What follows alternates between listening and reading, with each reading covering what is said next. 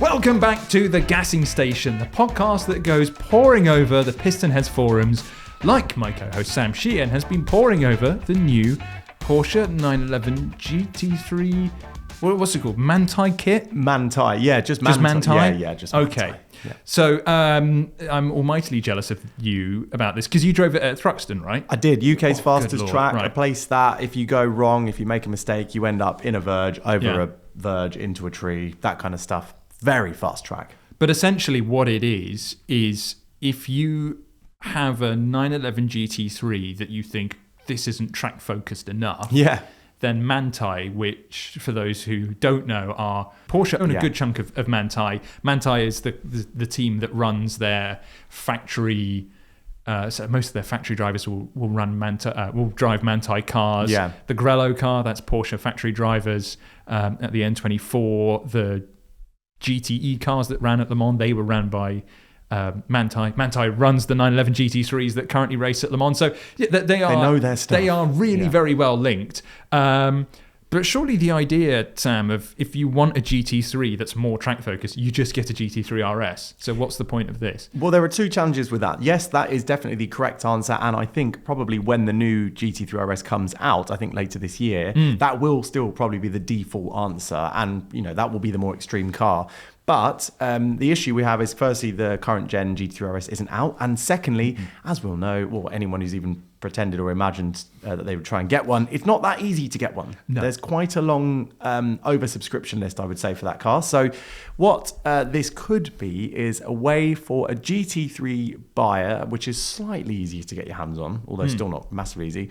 It might be a way for a GT3 buyer to turn their car up a little bit. And to be fair, on track, really be about as quick as a GT3 RS. I mean, the lap time they just posted as of a couple of days ago at the ring, this Manthey kit on the GT3, the 992.2, is 5.5 seconds quicker around the ring than the Weissach pack GT3. Yeah. Admittedly, that GT3 is a manual, but, there's a second or a bit in it. It's several seconds quicker either way. So what have they done? Because I'm looking at the pictures here, and it does look quite substantially more aggressive. So design-wise, it's got a fat rear wing. Yeah. So the end plates are really, really big. Yeah.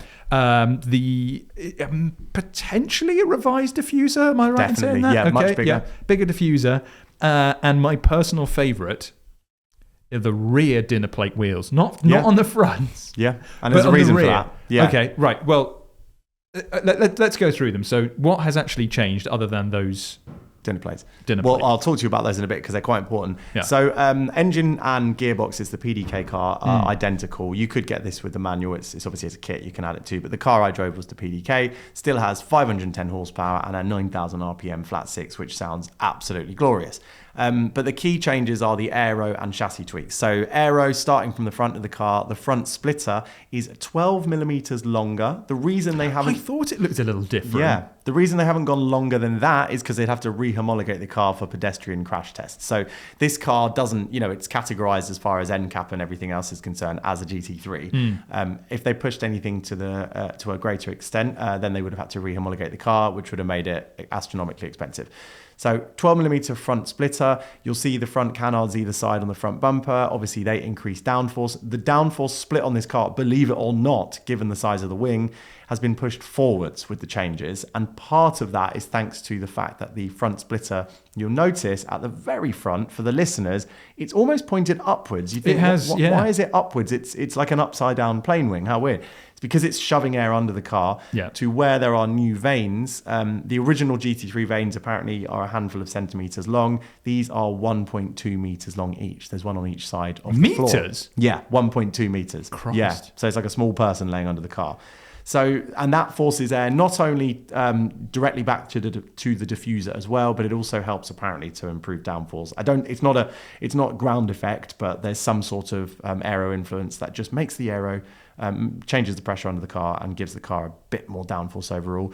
The rear diffuser, of course, is much bigger. It takes a lot more air from those vanes, and of course, it's just doing a lot more work at the back. The rear wing, you notice the end plates have those curved bits either side. Yeah. For the listeners, if you're thinking of an F1 car's rear wing end plates, they're kind of vertical, although they've got that slight inward bit at the bottom now, but the top half is vertical. This very much curves in quite quickly, and that's because they've developed the wing not only to work on its own and add more downforce, but to also work with the gurney flap that the GT3 gets as standard. I don't think it's only a GT3 gurney flap either. It's on other 911s. So you've got sort of double rear winging going on here. It's funny that you mentioned pedestrian safety though, and that make those any sharper and it wouldn't have passed pedestrian safety. There's a guillotine at the front. Yeah. There's a blender underneath. Yeah. And then you've got various things to really smooth things out at the back. Yeah. So if you get hit by one of these, it's basically, I don't know where they drew the line and went, that's fine. Anything sharper or bigger, no. That's way too dangerous. And obviously the dinner plates you mentioned at the back, they're called aero blades according to Manthey. And the reason there are only dinner plates, there's only 2 on the car, not at the front. I think it was the 956 Group C car that used to run similar dinner plates, which was quite a cool nod. It did, yes.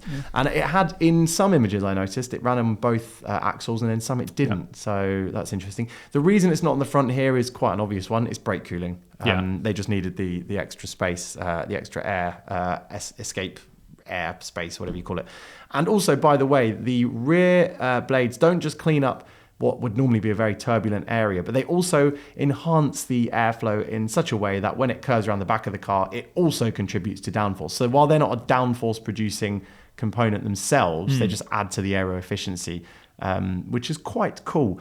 The front and rear wheels, they are also a different wheel. They're not the Visec Pack magnesiums. These are still like an alloy, but they save overall 6 kilograms off the top of my head. 6 kg overall. So they're lighter than the standard GT3 wheel, but they're not quite as light as the magnesiums. But as we know, magnesiums are, well, I mean, I wouldn't want to put one near a curb, and they're just a little bit tougher, these wheels. So they're actually probably better for your daily track day driver. Okay, right. And and the chassis as well. I was going to say, I mean, that's because these are known for being really quite extreme. They are. Surely it's mostly the chassis stuff that's the big changes, right? Yeah, well, all combined, because the downforce figure, and this is directly related to the spring rates they chose, the downforce figure is over 500 kilograms at 186 miles per hour. Now, Porsche doesn't quote a downforce figure for the standard GT3 at that speed. It's 120 kg, I think, 124 miles per hour, something like that. A lot of downforce. It's still a lot of downforce, but that's at a much lower speed. Of course, you can assume it's going to go much higher at higher speed, but the point is this is generating it's nearly a caterham's worth of downforce on that car. And so to handle that, front spring rates are up by 20%. But interestingly, rear spring rates are down by 7%. And what that does on a track and at Thruxton, anyone who's driven there, you've got some chicanes with some curbs that this car would happily clip. If you see the article I did, there are a couple of images of the car on a curb, and it looks as happy as it was. It glides over them like a Super Cup car. Oh yeah.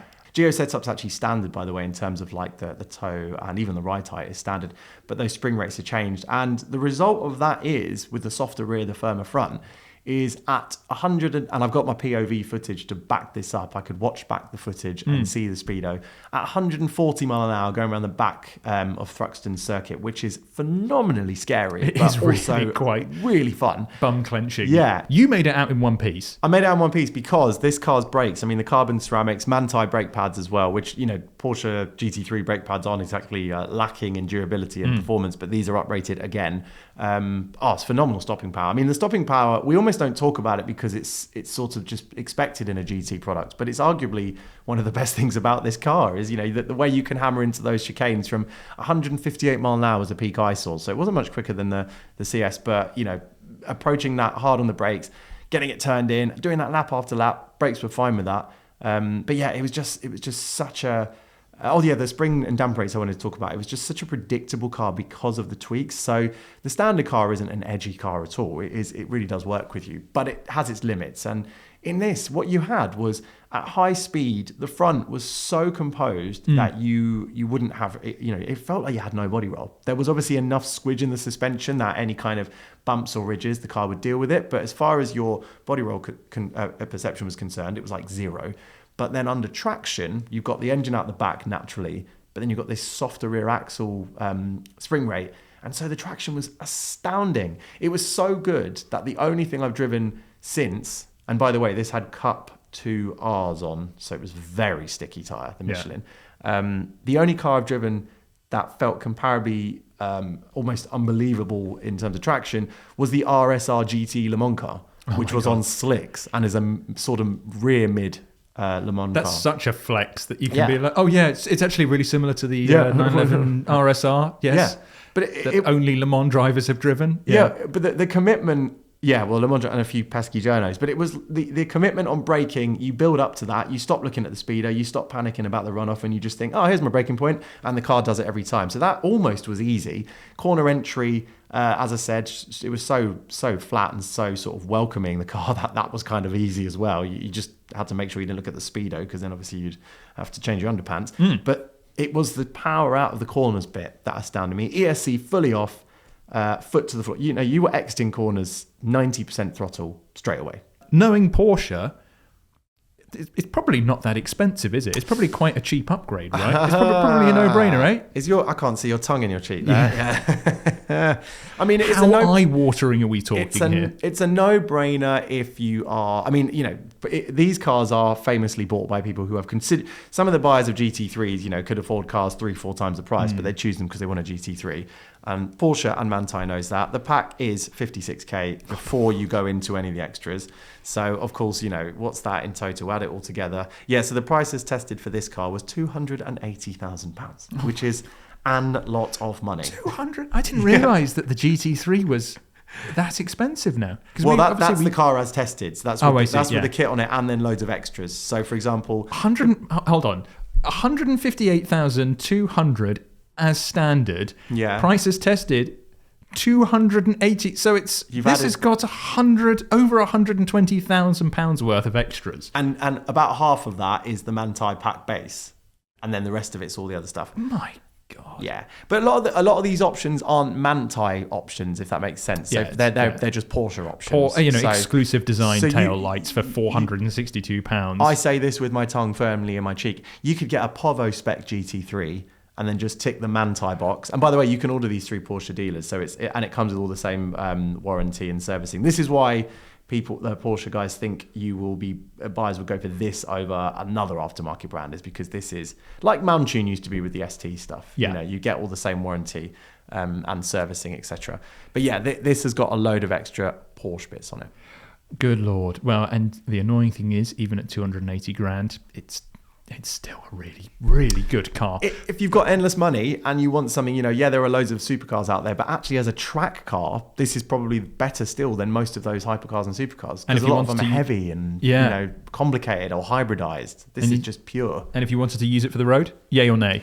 Well, Matt, I didn't drive it on the road. Matt drove it on the road. He did declare that it was good. I think he effectively said it wasn't worth going for this over the normal GT3 on the road. Yep. And I would say that makes perfect sense because the limits were so high, I can't imagine you'd get anywhere near them on the road. So if you are a road GT3 driver, I wouldn't bother. But if you are a serious track day driver and one who doesn't mind spending an extra 60 to 100k, it kind of is a no-brainer. Okay. You know. That is something that you can buy now or in the very near future. What you bizarrely can't buy, but you've driven in the UK because it's made in the UK, it's the Toyota GR Corolla. Yes. Which I believe we actually drove on Pistonheads many years ago in the US when it came out. Mike did, yeah. Yeah, Mike Duff. So the idea was that, you know, we got the GR Yaris first in 2020, and then a few years later, Toyota were like, well, the GR Yaris is not really... It's basically a shoe-in in America. It's way too small. Let's do the same treatment to our Corolla and send it out there. So the US got the GR Corolla, we got the GR Yaris, and that was that. Yeah. We've always wanted a GR Corolla, though, and Toyota's never really said why we've never got it. However, we mentioned this on a previous podcast last year, that Toyota was moving production of the GR Corolla from Japan. To its only site where it was making them. To the UK, which is where the standard Corolla is made. Yeah. Amazing. Everybody thought this is finally happening. We're finally getting the GR Corolla in the UK.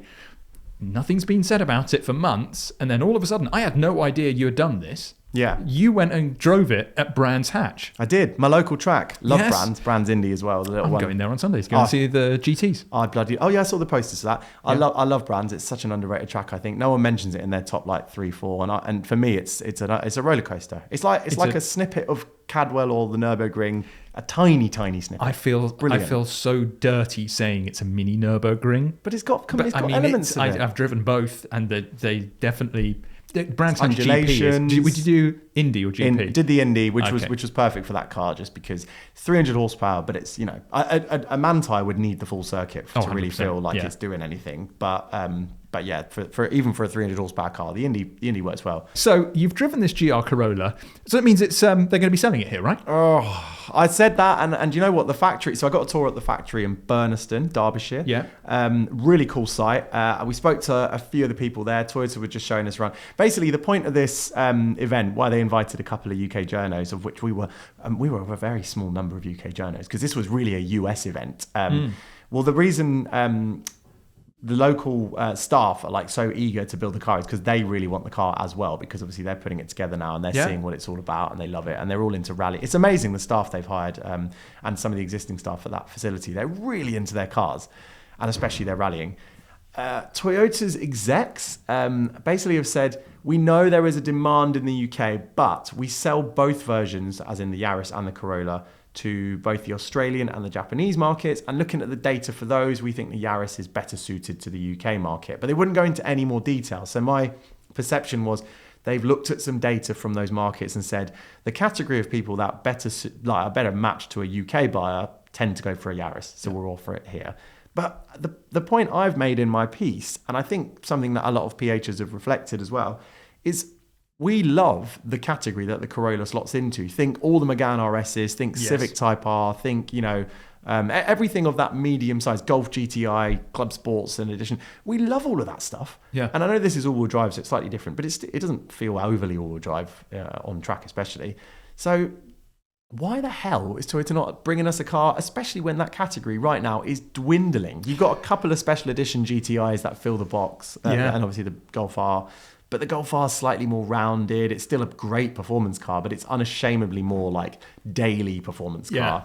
Whereas this is proper hot hatch stuff. That's kind of where some of the outrage has come from in your piece. ITP here says, UK is apparently not allowed hot hatches anymore. There are none for sale new now, since the Type R went off sale. All automatics are out for not being evolving enough. Although my old school idea of a hot hatch is front wheel drive and manual with 4 cylinders, the Corolla being 4-wheel drive moves it to a different sort of car, along with the Yaris being more like an Integrale of old.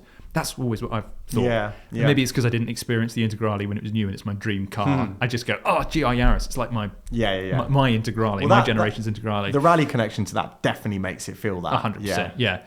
And then you've got 86 was a good year. Says GR Corolla is the dream daily family runabout. Do it all. GR Yaris is too small to be feasible. The rear seats are truly unusable for people and it's boring at road speeds. I don't agree with that last bit at all. What are you on about?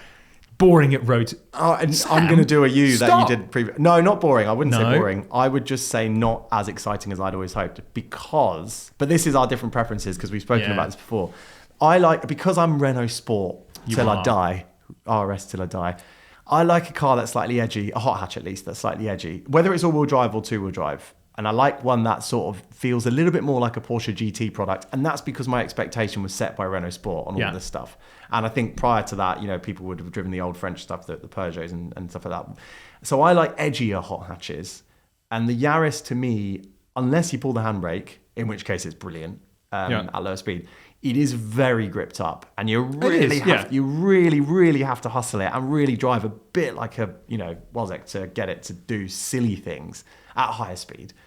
Low speed, pull the handbrake. I just watched the WRC rally at, was it Gran Canaria that they just did? I was watching an onboard of Sebastian Ogier and Elfyn Evans, and just watching them on the rally routes, I was just going, oh my God, that's my dream. That's how I love driving. It's just that kind of, not that I get to drive rally routes, but I did get to drive a GR on a rally route, and it was that feeling of like, I liked it being all gripped up because you just felt like, bam, there's the next corner, bam, there's the next corner, bam, there's the next corner. Is insane. I was just imagining that I was Seb Ogier. Yeah. But, agree to disagree on that one. Yeah. What I will say, though, is 86 was a good year, very much has a point of the GR Yaris is a fantastic car if you're driving it and if you're in the immediate passenger seat. If you're in the rear, it's horrific. Because of the space? Because it's tiny. Yeah. And I've taken people in a GR Yaris before in the back, seasoned drivers, and they just felt so car sick. Yeah. And I was driving it normally. It's just it's a very, very tight claustrophobic space. Yeah.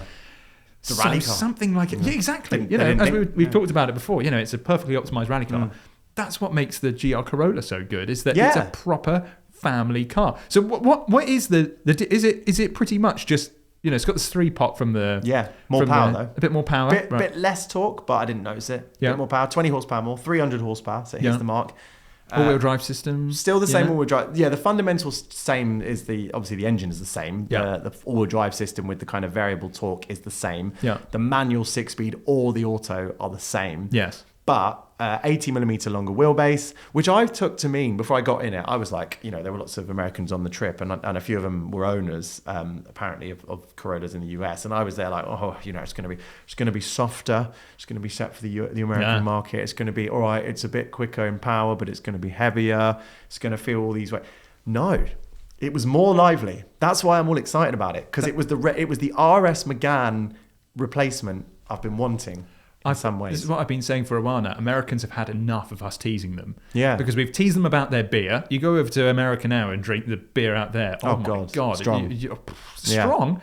I've still got a hangover. It's just pure from ethanol, essentially. Yeah. And it's now the same with their cars. We always said, you can't drive around corners. And they went, right, I've had enough of this. Yeah. Nürburgring lap records. Yeah. Where did that come from? Yeah. And now we've got properly sorted little hot hatches. Well, big hot hatches. So I did a back-to-back with the GR Yaris and the Corolla at Brands. I have to say, this is all on track. So I didn't drive back-to-back on the road. So, of course, there's some space for judgment on that. But on track, the Yaris was so quick. I actually think it potentially was quicker around the lap just because it was so gripped up. Like you said, I was sort of down a gear, into a corner, up the curb, on the power, full power. No, because all-wheel drive, there's no hesitation. Full power out, slingshot off the next corner, around you go. It is fast, it is controlled, and it is stable. You get in the Corolla, and on turn 1, I came out of the pits. Anyone who have driven at Paddock Hill Bend, you come out of the pits, you're looking in your left mirror going, oh my God, is there a car coming at me at 100 mile an hour? Then you suddenly arrive at Paddock Hill Bend, and because you've powered on to make sure you arrive at the corner at a safe speed, you're doing 100. Yeah. I turned in, having already switched the ESC off, by the way, in the pits, had a massive oversteer moment. Massive. Like, to the extent where at one point I was like, do I try and power out of this, or do I just accept gravel trap? Thankfully caught it. Ran onto a bit of the green exit curb, and thought, wow, this is a different car. This is a totally different car. Got the tyres up to temperature. They weren't extreme. They were Michelin PS5, so they don't need much warming up. And the consistent feeling I had throughout the lap and throughout the day was the Corolla you trail brake it in or even lift the throttle, and it just oversteers a little bit into the corner. Not wildly all the time. That was an extreme moment. It rotates like an old Megane RS. The normal ones, not the crazy trophy ones, which were actual lunatics. But then you had the traction and the performance the same as the Yaris. And so over a lap, it was just more enjoyable. And the key thing, if you're a track day driver and you're looking for a car, the GR Yaris is exceptional whizzing up a mountain pass or travelling supercars on a damp day. Yeah. But on a track, I think they need a bit of geo modification and maybe some aftermarket springs to feel alive on circuit. The Corolla looked after its outside front tyre better because you could have it rotated into a corner, and it meant the outside front you didn't have as much steering lock on. Yeah. So I didn't cook the front on the Corolla. I did on the Toyota, on the Yaris. You've not driven a Gen 2 GR Yaris, have you yet? That was my first go in it.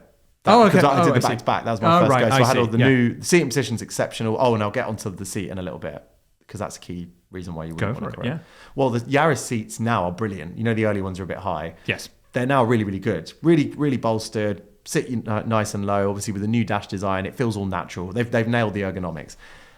Corolla for a market, because it's also sold in Canada, but I presume the American market in particular, the waist size, they had to consider that a bit. Potentially so, yeah. Slightly seats are more accessible, wider, as some people might say now. Created an issue on track. This wouldn't be an issue on the road, but on track where you're generating quite high loads, and at Brands there's cambers and undulations, so you're moving around a lot.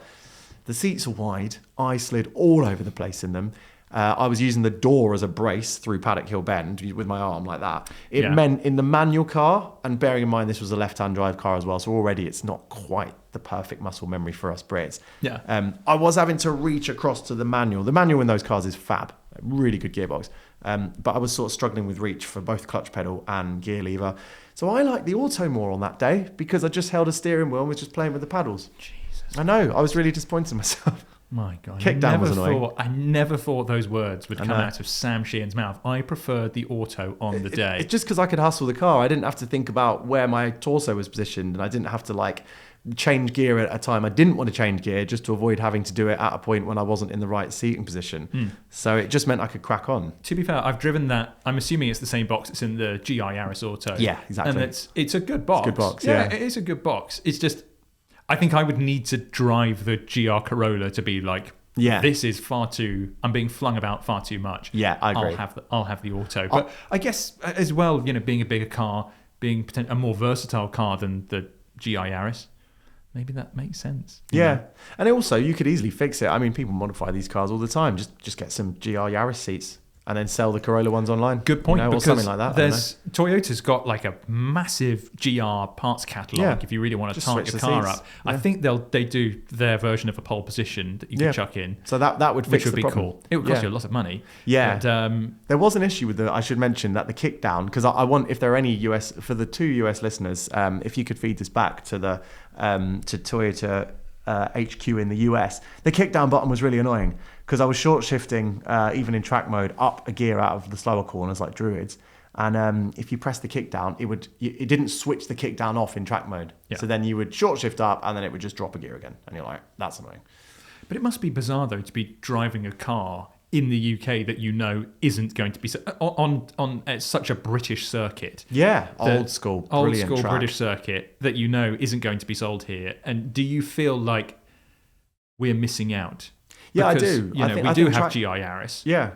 Is it that much? Do you think the lineup would be really well complemented with this, or is it just GR Yaris is 90% of it? I think, there was a track day up. So that evening, Brands does its evening track days. After we finished our day, which was just Toyota, there were people driving in to do a Brands track evening. And the number of Renault Sport Meganes, the number of older Civic Type Rs, the number of, I saw a Focus ST, the number of track day enthusiast drivers in Britain, of which there are a large number, and we should be really proud of that because I think we've got a great industry there, that drive these famously quite leery, slightly loose on the rear, but just really fun hot hatches is massive. And as we said earlier, there's a massive demand, you see it in the forums, for this type of car.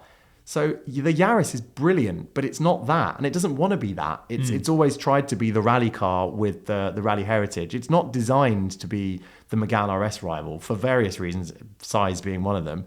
This is and would fill that gap, not just on a European scale, but also in the UK where this market is. There are people crying out for something in this category, and it still blows my mind that Toyota's not addressing it. ITP said it brilliantly. There's nothing else like it on sale at the moment, and I think that's what kind of makes me go. We've had quite a few comments of people going, "Make it make sense," and you read it and you just go, "There's a gap in the market, Toyota.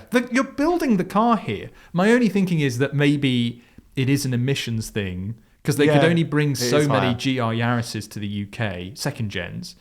So it is making me think, well, maybe it's the reason that they can't do it is that maybe it would just up their fleet emissions too much. And, they obviously got rid of GR86 because of emissions, and that's just running a little 4-pot, and it's still too much. So it's I've got some good news, though. If you really like the idea of a GR Corolla, but you can't get one, you can buy some in the UK that have been imported. Oh my God. On the Business Classified. At the time of recording, we have 2. Oh my available. God. Should we start the kitty? Yeah, exactly. Let's get cash in the pot, guys. The great thing, though, maybe I'm a little glass half full by saying it's great, is that they're not as expensive as you might think. And I think prices are potentially starting to become a little bit more sensible. So I'm thinking 50k plus. You're thinking 50k. Maybe 60. Because you got all the import costs. Because these cars, if they were sold here, would be well into the 40s. Even if they weren't an imported car. That's the thing. Because I think the GR... Probably 50s. The new GR Yaris was 44k. Yeah, so this is a bit more. So this is going to be nudging 50 if it were to sell here. I was going to say that sounds ridiculous, but then you think about the FL5 Civic Type R. R. Everything's that price now. Everything is. So obviously there's Golf R. I said that there's no real competition. There's obviously the Golf R, but can't get a Golf R manual anymore, can you? No, and I love the Golf R. I think it's fantastic, and this latest one really is brilliant, but it's not trying to be a track car. Again, it's a rounded, high-performance road car. Yeah. And I'm not saying this is just a track car. These are definitely used. And by the way, Mike reckons it's quite comfortable on the road. I didn't drive it on the road. Okay. Well, we've actually got, so as I said, we've got two for sale. So we've got a 2023 car here, 9,000 miles, imported from Japan, OBS, 36,990. I mean, that 37 grand is a lot of money for a hatchback. It's a lot. Let's beat around the bush. It's easy to forget that sometimes because we look at so many like 200 grand cars in the classifieds. But because of having seen considerably less interesting cars and cars that cost even less than this in the US come to the UK and be priced way higher than that. Yeah. The jump isn't quite as much as I expected. It's not a ridiculous amount. I mean, it's cheaper than buying a brand new GR Yaris. I mean, and I think they learned a lot from Gen 1 GR that they then applied to, because this came 3 years after the GR Yaris. Yeah. So I think they, as you kind of said, there's, I think a lot of the know-how kind of went into that to really refine it. So that's 36,990, and then we've also got another 2023 car, but this one's got kind of some wing bits on it. I don't think it's a circuit edition, so it's not a Maurizio, which I kind of potentially thought it was, but it's a circuit edition, so it's got a bigger wing, and that one is 38,995, 8,000 miles, again imported. Your alternatives are Civic Type R FL5, which is going to be going for a similar amount of money. And it's definitely a step up, I think, as a quicker lap time. If you're doing track days, not that people time it. I think the Civic is still quicker. But the point I have with this is it was just fun. Yeah, that's the thing. The Civic do you think the Civic will be more engaging than this? The Civic is a higher level of commitment. I mean, if you take it from hot hatch to proper sports car, and I'm not talking about like your Bogo F-Type. I'm talking about like a GT4 Cayman. Yeah. The FL5 straddles between hot hatch and Porsche GT4. It's that serious. Yeah. It's like, you if you were a serious driver, you would be on the tail of a GT4 around a lap in a FL5. Yeah. This is not on that level in terms of outright performance, even though it's all-wheel drive. But it's probably partly down to the tyre, to be fair. It was on PS5s, which just aren't as extreme, are they? So, exactly. So you could probably up the rate quite a lot with just a tyre change. Well, you've got two to choose from there. If you really want a GR Corolla, I did see there was a comment where someone was saying that import's obviously an option, but they're worried about parts. So if they buy one and something goes wrong, because these are really quite specialty, getting parts imported would be a real pain. But my thinking now is like, well, if they're building them here and you took one to Toyota, surely they would go, oh, it's fine. The factory's just around the corner. We'll just go and pick something up. Just hang out in the local pubs in Burnaston. Yeah. Just go, do you work down the Toyota, do you? You couldn't get me I need this rear end bush for this particular part of the car. Yeah. Exactly. I'm not suggesting anyone, by the way, at Burnaston would start nicking parts of the production line. But let's just say, out the back of a lorry. It crossed my mind. I saw a few badges on a shelf and I thought that would look really good on my fridge. But I didn't Corolla badge. Well, so there you go. GR Corolla. We've now driven it and you still can't buy it, but we've got some imports. Right, for cars that you can buy, we've got a buying challenge. Well, used cars. And this one comes from... I feel like this person, we've mentioned them before, because I can't mention the name, which is really annoying. Any other podcast I could mention this, but we're a serious car brand at Pistonheads, apparently. And I can't... Let's just say the second word is puncher. So, something puncher. Let's just call them that. So Something Puncher says, I need some inspiration on getting my 2-car or maybe more garage right with a budget of around 45k. However, just to point out that the title was 40 to 50k 2-car garage. And what do we do, Sam? Oh, we always take the top. Exactly. At the moment, I have a 205 GTI, very rarely used. I did a full nut and bolt restoration on it and it's verging on too clean to drive. I feel I'm only keeping it for nostalgia, although I do like modern classics. 205 GTIs are so awesome. They actually have a really great garage already, because next up is a BMW i8. I know how much you love those. This replaced a 996 as I wanted something faster, more modern and usable. It's definitely that, but it's also nowhere near as fun to drive. I do really enjoy its ease of use and the ability to whoosh about on, in brackets, not free electric. And lastly, a Peugeot Expert. I don't need a van, but it's so handy for doing bike stuff, tip runs, etc. It's only worth a few grand, and I would really miss having a van. However, I drive it most, and it's horrible to drive. There are a couple of motorbikes I don't use as well that could end up in the budget to 50-ish. Okay, so they can sell some motorbikes. We got 50. Yeah, get rid of the motor. Who needs them? Yeah. I don't commute by car, just a short drive to the station most days. Got 2 grown kids, but another family car, which I've excluded. I don't do and have no interest in track days. I live in Scotland, so lots of good Highland roads around me. I enjoy working on cars as much as driving them, so not afraid of a bit of a project. What would you do? How would you split the budget? All ideas and suggestions welcome.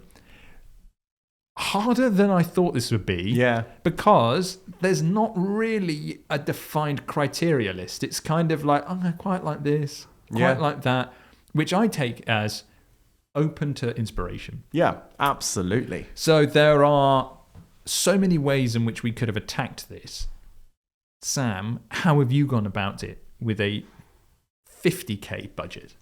I actually hadn't clocked, which is weird because the brands involved are very obviously this, but I've gone for an all British lineup. I'm quite proud to say I've chosen because the van might go, but you might still want something for your bikes. But also you live in the Highlands of Scotland, so you've got beautiful roads and a bit of rain as well. So what I thought was, let's go for something that's got some space. Fold down the back seats, it kind of becomes a van, has all-wheel drive, and has enough performance in both power and also handling to enjoy those roads, even if it's just a short drive down to the station.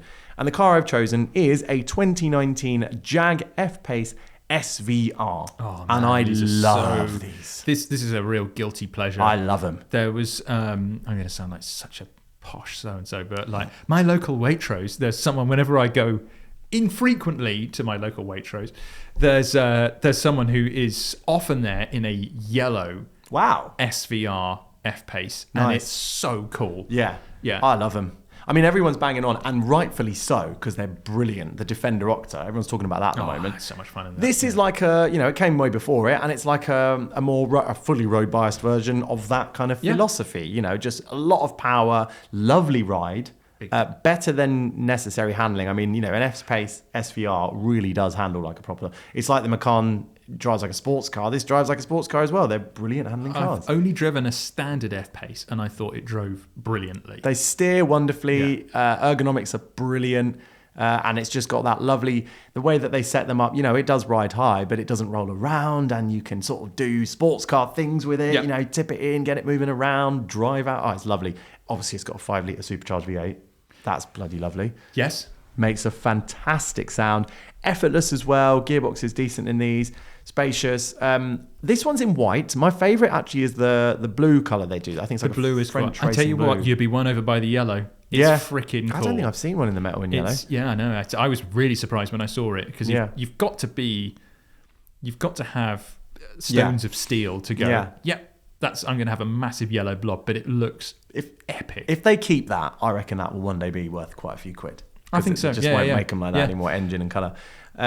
So that actually is up for, let me remind myself, just under 32,000, 31,850. 66,000 miles. Yeah. And a nice solid 550 horsepower. Yeah, and I think, it's expensive enough, and it's nice enough to drive, and it's going to feel exciting. It's not going to be as boring as a van. But it's got the space for your bicycles to go into the back or on the roof racks. I love how they said with their i8 that they really do quite enjoy the fact that they drive on in brackets, not free electric, suggesting that, yes, I like how the low running costs, and you're just like 5 litre V8. Yes, let's do that. Supercharged V8. Yeah. Well, actually, the next car I've chosen, the other Brit in the lineup, actually will be quite good on fuel. Oh, these are famously frugal. Because it's so bloody light. It is. I've gone for an Elise S2 JPS, which means you've got the black on gold with a little Union flag as well on the intake at the back there. This is actually an auction car, so we don't know the exact figure it's going to go for, but the Jaguar, just under 32k, we've got 18 grand to play with, so I think this Elise, should be there around that ballpark. So this would be, I would argue, the perfect car for the Scottish Highlands for 2 reasons. Obviously, our PHer, with the name we can't say, likes their small hot hatches. This is not a hot hatch. It's a rear-wheel drive mid-engine sports car, but it might as well be the same. It was the same size as a hot hatch. Yeah. It's probably lighter than most hot hatches. And, of course, it's narrow and it rides pretty well because of that lightness. And I've been to the Scottish Highlands a few times, once in my own Clio, and I adore those roads. But there are bits, especially in the winter, where it gets a bit bumpy. There's a lot of winter beating going on those road surfaces. The roads are narrow. You can't see around all the bends sometimes. Something like this that's small, agile, light on its feet, feels perfect for that road. I was going to say that world. The one and only time I went and did some extensive driving in Scotland was all on roads it was around Inverness, and the roads were actually surprisingly quite wide. Yeah. But I have heard, especially if you do the NC 500. Yeah, which is where I went. That there are properly close roads. So this is a good one to go for. I think these were based around the 111S. So it's a 1.8 litre K series engine, which we all know is nice and revvy. Yeah, it is. Sounds great. 60,000 miles, 3 previous owners. And there were fewer than 130 of these built. So it's a proper rare little thing. Obviously finished in the JPS colours. It looks mega. The auction for that starts on Wednesday, the 6th of May. So by the time this podcast goes out, it will be the day before the auction goes live. So jump on it. Great little car. Look how well they've aged as well. That's an 02 car. And that could be, you could have on that number plate 75 or 26, and you wouldn't think twice of it. The only thing that's lacking is a screen in the interior. I say lacking, I wouldn't want one, but for it to masquerade as a modern car. An S1 and S2 Elise, I'll take an S3. No, I'll take something about the S1 and the S2. I'm just all over. So I'm sort of along a similar lines for you for my first car. This I've tried to sneak into budget because it just felt like the really obvious choice. Yeah. But I could have quite easily used up the whole budget on this car, but I was kind of thinking, well, they like lightweight stuff by the sounds of it. They want something that's fun to drive, that's not massive, and potentially isn't going to cost a bomb in fuel. Something that you've totally ignored. So I've gone for an Alpine A110. This is a legend, or legend, I guess, with the fancy E at the end of legend. It's in white, 18,541 miles. But I just adore the A110. I absolutely fell in love with this when I drove it to Le Mans and back last year. It's such a versatile car. It sounds a lot better than I was expecting, because you think 1.8 litre turbo engine is going to sound absolutely rubbish. But it's got a lot of character, It's got a nice... But the great thing about it is, as well, if I remember I had a Cayman GT4 several years ago, and it sounds great when you're just doing a short run, but if you're doing a long motorway journey, the boom, it's really very boomy. I would quite happily live with that. But if that isn't your sort of thing, the A110, when you're just cruising around, is super refined. And it rides way better than a GT4. GT4 is very much a track car. Brilliantly. That is the sort of car I would love to mess around in the Scottish Highlands with. Yeah. I think it's so cool. I do love them. I think the only thing, just to throw in a defence for my little Lotus, is auto gearbox. It's a turbocharged engine. It's not as raw as the Elise. But they are bloody brilliant cars. Mine doesn't have a K series in it, though. Yeah, that's true. There you go. Although, it's obviously going to cost a lot more. So 38,995 doesn't leave me with a lot of budget left for my second car. However, I am thrilled that I found this, and it does just scrape through in budget. It is a 2004 Subaru Forester praise be. This just feels like the perfect Scotland car. The perfect kind of do anything, because you've got the Subaru Rally pedigree there. You've got the massive boot for doing stuff like tip runs, and I don't know if they've got dogs, but they've got bikes. Chuck the bikes in the back of it. And it's done 121,000 miles, knocking on the door of 122. So you don't need to be super precious about it. So you can get muddy stuff in there. Who cares? And you get to look at other Forester owners at petrol stations and give them... There's a little club, isn't there? I see them. I've seen them... Did Dan have a Forester? Dan Trent had a Forester. I'm pretty sure Dan Trent had a Forester at some point. Did he not? He used to talk about rocking up to petrol stations and people coming over and spending 20 minutes chatting to him. I actually think this is one for our third topic, which we'll get to in a little bit. But I think the image of these have changed. Yeah. And I think it is very much... less vapey. You see someone in a Forester and you go, you are a cool person. Yeah. So that, for me, ticks the van box, even though it's not a van, but it's van-like. Yeah. It ticks the practicality box. It ticks the modern classic box. And I don't know if they've got a thing for rally cars, but I certainly do. I would be all over this. That, for me, is an epic two-car garage. It's cool. The only thing I will throw in here, however, is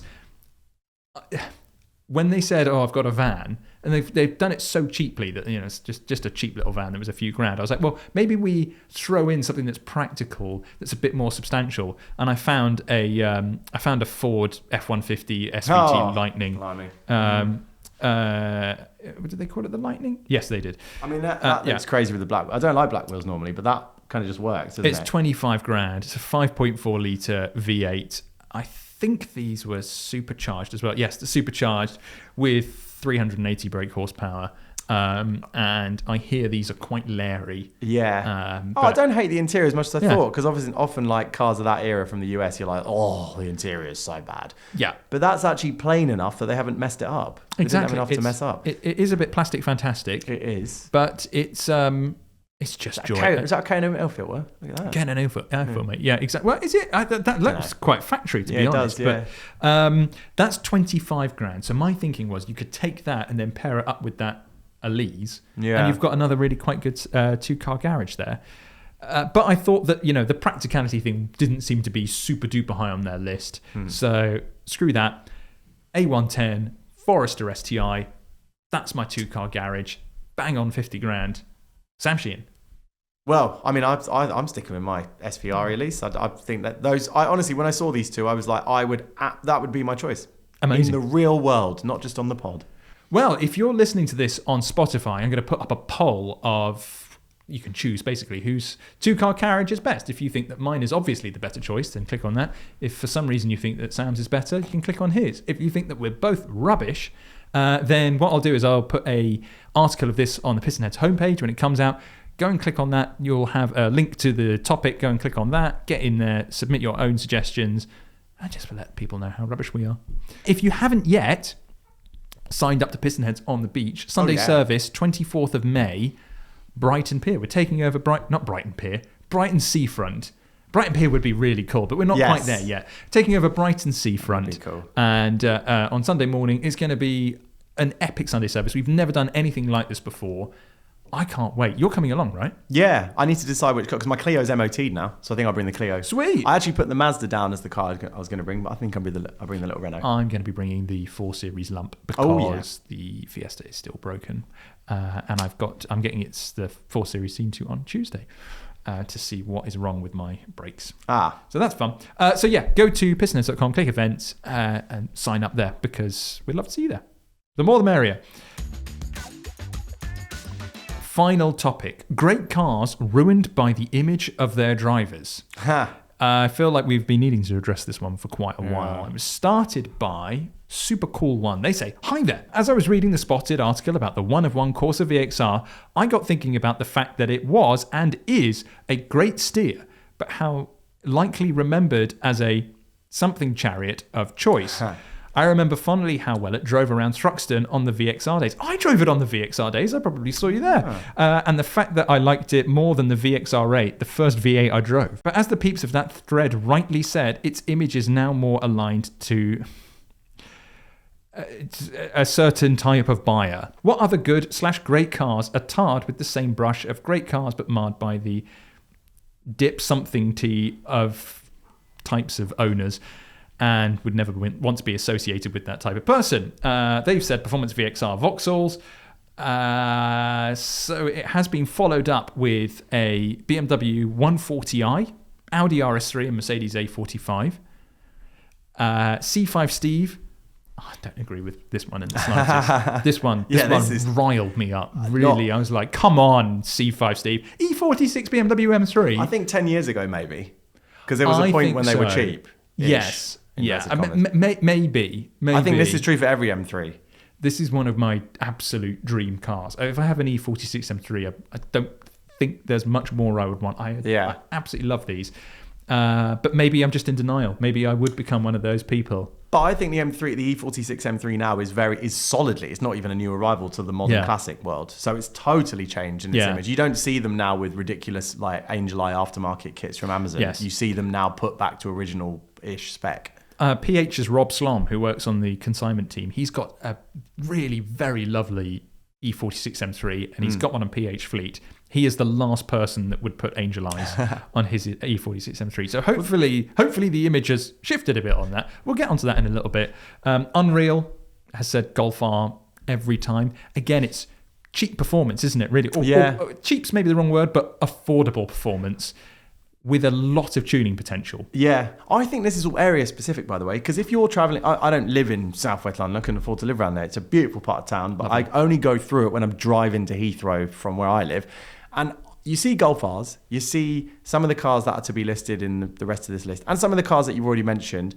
And because they're sort of like old money people who just want an all-rounder, they're fine. But when you come back to the side of town I live on, or you go through Birmingham or other parts of the country which are notoriously aggressive on the road, these cars have a totally different meaning.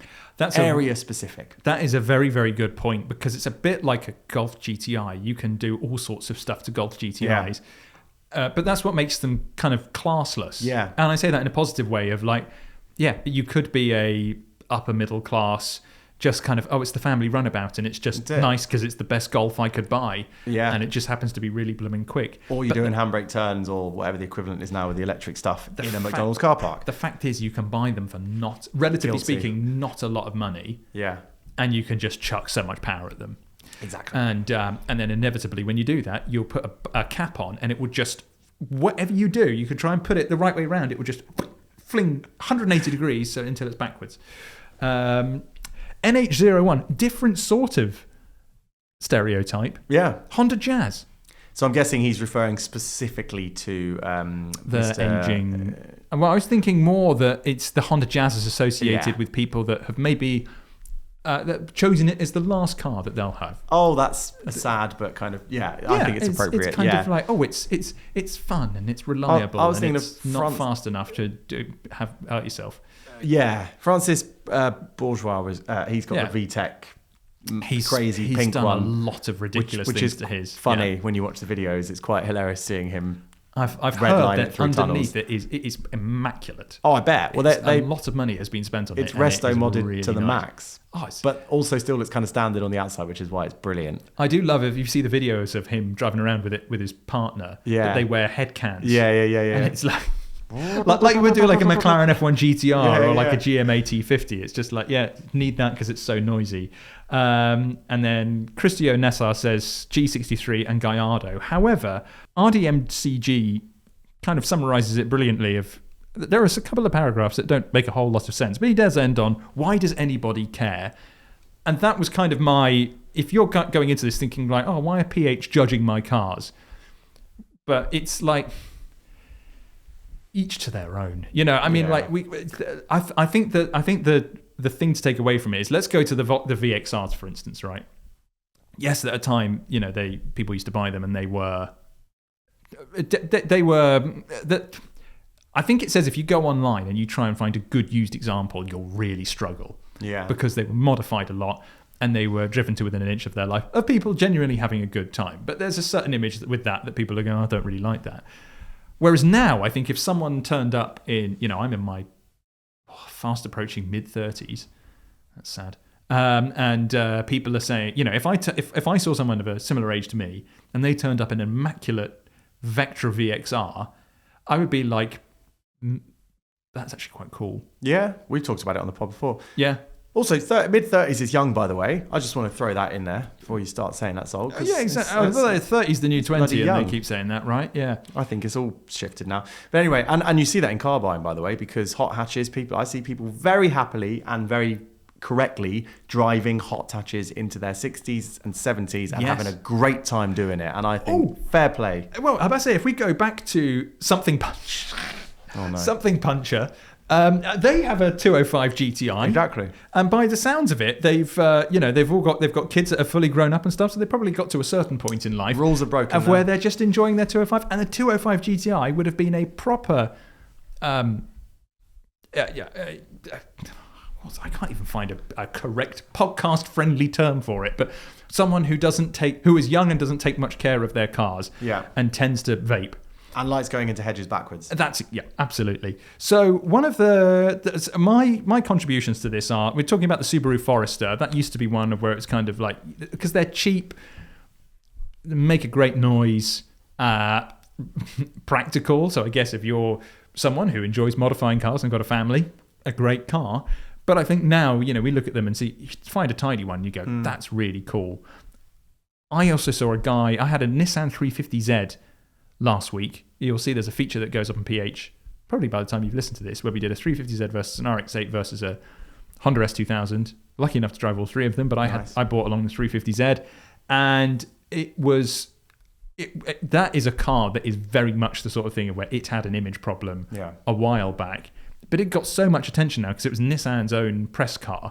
6,500 miles on the clock. Blimey. Insane. Yeah. I felt so bad putting so many miles on it. And it got a lot of attention. People going up and being like, "This is amazing!" Like, because it's a stock 350Z. Yeah. So it's maybe they're all drift cars now. Exactly. Yeah. But I think as well, if you saw a really tastefully modified 350Z, you'd go, "That's pretty cool." Yeah. Make a great sound. I mean, just that with a very simple exhaust modification, but subtle, not too bad. You got a beautiful sounding engine. I know they weren't. People compared them to the Cayman, and the Cayman was always a better handling car. But the Caymans are worth a lot more now as a used car. So now they feel like a really sensible, nice, and they're quite GT-esque, aren't they? Oh, absolutely. So, 100%. They're not like the steering is heavy for the sake of being heavy. Yeah. But it's, big, lazy-ish V6 GT. So I feel like I guess the image comes down to what you've done to the car, because the other one I was going to add to this list, I'm a big Impreza fan, so that kind of falls under the Forester. I think when you see an immaculate Impreza now, you go, oh my god, someone resisted the urge to meddle with it, and those limited editions are going for crazy money. But my 2005 ST Fiesta is a car that it was only last year I bought the 4 Series to go along with that, which feels much more, like a man of my age should be driving a more sensible car. But it's that Fiesta is, I've not done anything to it. It is a stock Fiesta. And I'm kind of like, well, I just enjoy it. I don't really care about the image. I don't care if it's kind of associated with, I don't think it is now, though, is it? Tuners and stuff. And exactly, because it's so old. So old, yeah. It's all the people that have maxed out their cars. They've all either broken down or they're just not driving them anymore. So you don't see many clapped out Fiestas like you used to. So when you do see one, it's kind of like, oh, that one's still surviving and it looks half decent. No, so, I think I just don't care. They've changed, and also that category of car when it was new was because people used to buy cash in those days. Yeah. Same with the old 182s and my one. People bought cash, so they were like an aspirational hatchback. But now everyone PCPs and finances. So actually, the people who were buying those cash are now probably in A45s and Golf Rs now because they're financing them or leasing them. So which goes back to earlier in the post. Yes, exactly. So one day again, there's A45s. I tell you what, in 10 to 20 years time, we'll look at those A45s and go, my God, that was incredible. All that power. And you'll see a stock one and you'll go, that's really cool. Yeah. What have you got? I'm dangerously close to your waters on this one because we've referred to it, and actually the list was quite good. I agreed with all the especially the high performance super hatches. I think that I see them every day when I'm driving on the A13 and I'm like, oh, he's zigzagging through traffic and I think he's filming as he's doing it. Oh God, it's so annoying. I will say though, there is someone with also a yellow A45 near where I live, and it's not. It might have been chipped, but it's otherwise it looks stock, and I'm like. It's kind of cool because they've taken care of it. It's not got massively curved wheels or anything. Maybe it's just new. Well, the one that so the M3s, I always say that, and I think the E46 has passed this now. I think every M3 goes through. When we were kids, it is F80. When we were kids, F80 the and E36 M3s were being razzed around and modified like crazy. Or I say kids, when we were teenagers.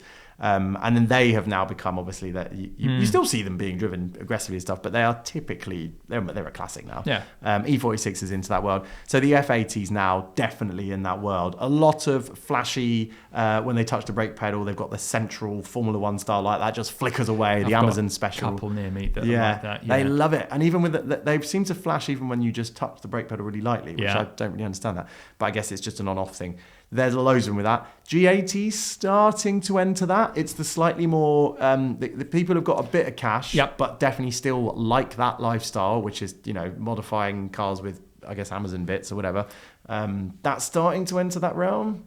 I think the big problem that I have with the the F80, and I've not seen enough tuned G80s to know, but the F80 has a really quite awful exhaust note. It's really quite bad. Yeah. And so when people put exhaust systems on them, they tend to do like catbacks. Yeah. Which just amplifies the flatulence of it. Yeah. It's a really kind of, and they improved it with the comp, but it's still not the best sound. It doesn't. What you're basically getting is 2 sets of 3 pots, which is why apparently it sounds so terrible. Right. But if you go for one that is a 6-into-1, sounds way better. Interesting. There you go.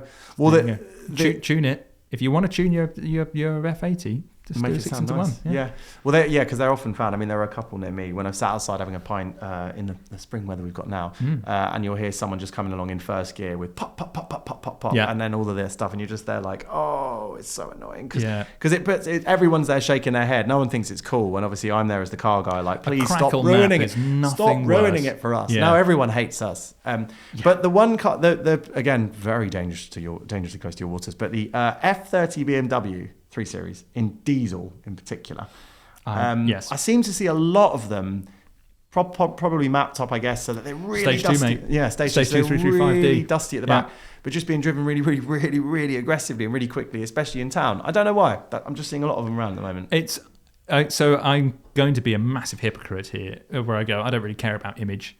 There was a part of me that was like, 335D touring. Yeah. F31 touring would have been absolutely ideal. Sort of. We do a lot of like little town driving, so maybe not ideal, but there's definitely parts of me where I'm like, 335D would have been quite good. But the backlash I would have got on PH when that went up on Fleet would have just been... Do you think? It's a touring. I love a touring. Yeah, but it's 335D, mate. 335D. I mean, it's stage 2. There's nothing faster in the world than I think a touring, because if you speak to non-car people, of which 99% of the people I know outside of work they don't like estates.